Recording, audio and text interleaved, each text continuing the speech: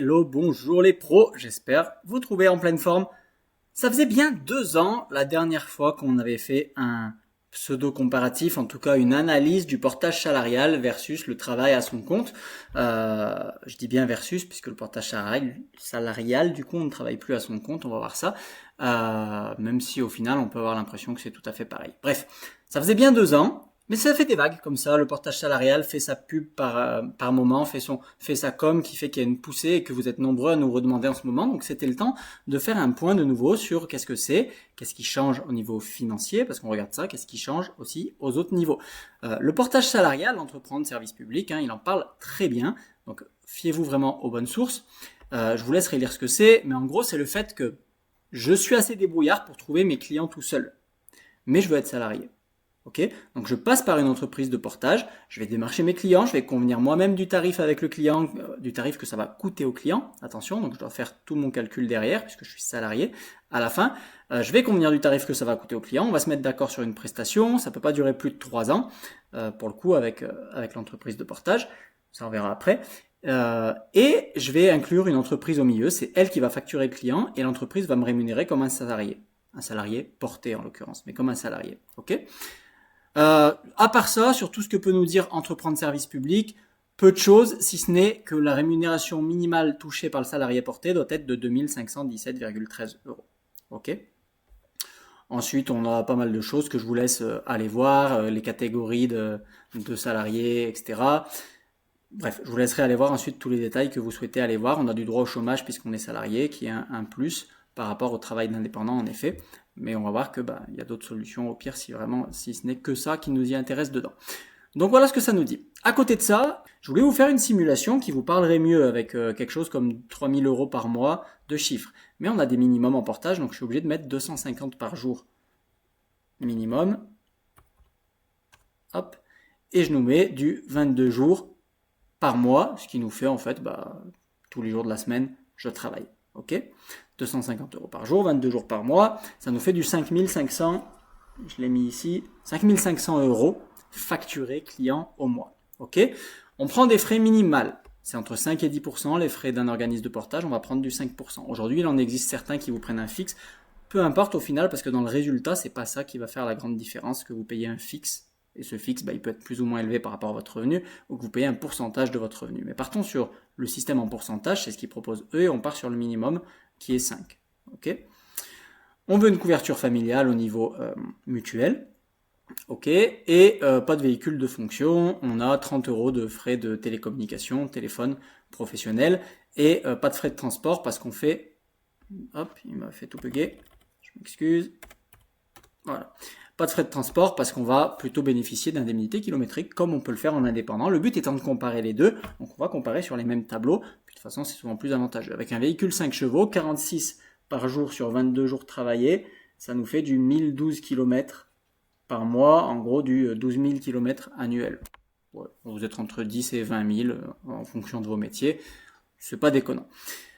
Actuellement, j'ai pas de droit chômage, sinon vous pouvez les cumuler, mais comme un indépendant en complément de vos revenus, bon, on va pas s'embêter avec ça, c'est le même système et je veux pas d'offre de mission, je vais faire ma simulation.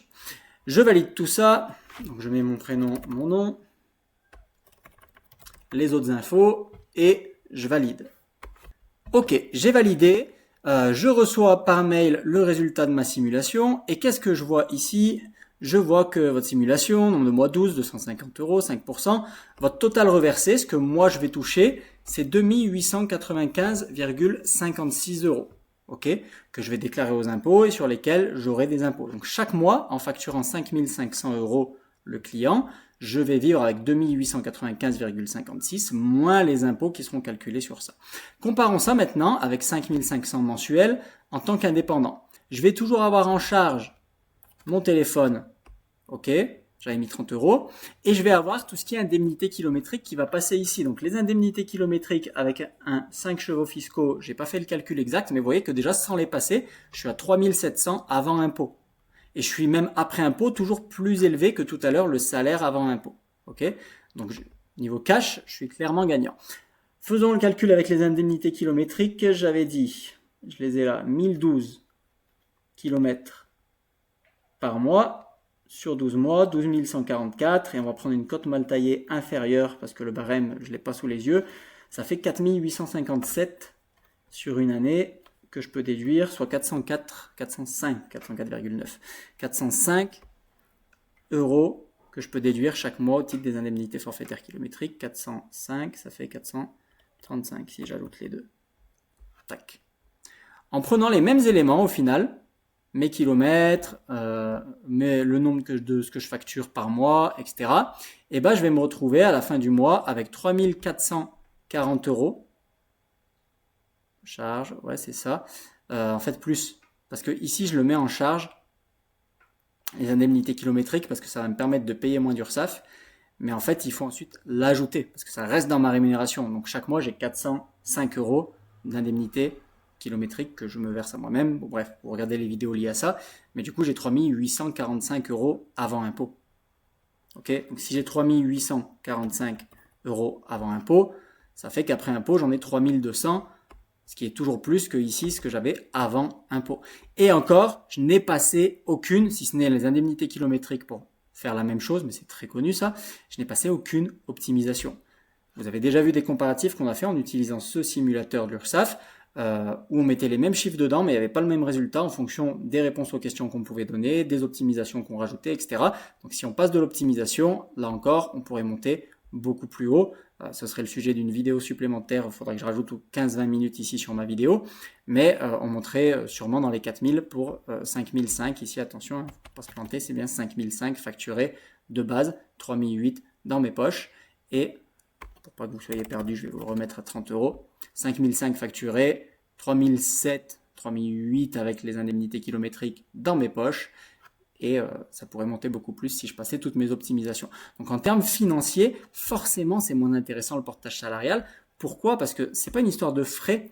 Parfois, quand on explique ça, on a des réactions du type oui mais moi j'en ai trouvé un sans frais pendant un an, ou j'en ai trouvé un avec seulement X euros par mois, peu importe combien je facture, donc c'est bien moins que 5%. Oui, mais c'est pas une histoire de frais, c'est une histoire que vous êtes salarié en portage salarial. Donc forcément, un salaire, ça coûte cher en charge. Parce que vous avez, quand on s'intéresse au salaire, la première chose qu'on sait, le brut et le net, mais au-dessus du brut, il y a les charges patronales. Ce qui fait qu'au début, ce que paye le client, par rapport à vous sur votre fiche de paye quand vous voyez un brut, il y a déjà un gros pactole de 37 à parfois, bon, dans votre cas plutôt 37-40%, qui s'en va en charge. Le client paye, il y a 40% de ça qui s'en va. Là, vous avez votre brut, il y a des charges encore. Là, vous avez votre net. Et forcément, il y a des couvertures, c'est du salariat, etc. Mais forcément, avec toutes ces charges, vous allez être perdant financièrement parlant. Alors, vous allez être gagnant comme ça, en one shot, si vous faites que signer l'un ou signer l'autre en couverture, puisqu'on a vu qu'il y avait le chômage notamment. Ouais, hormis ça, il y a la mutuelle qui vous est offerte. Ah, tiens, la mutuelle, je l'ai pas mis là. On pouvait la mettre dans les dépenses. 70 par mois, bon ça faisait pas descendre même pas de 100 euros par mois ce que je gagnais. Mais de l'autre côté, en fait, tout ça, quand vous êtes indépendant, vous le construisez. Et vous le construisez pas en suant et en saignant chaque mois. Vous mettez en place une stratégie une bonne fois pour toutes. Quelle mutuelle, pourquoi? Quel plan épargne retraite si je veux pour ma retraite, pourquoi? Quelle assurance chômage si j'en veux une, pourquoi? Ou bien quel placement pour couvrir si je me retrouve en arrêt d'activité, pourquoi? Boum. Et quand on fait les calculs, eh ben, ça coûte forcément beaucoup moins cher.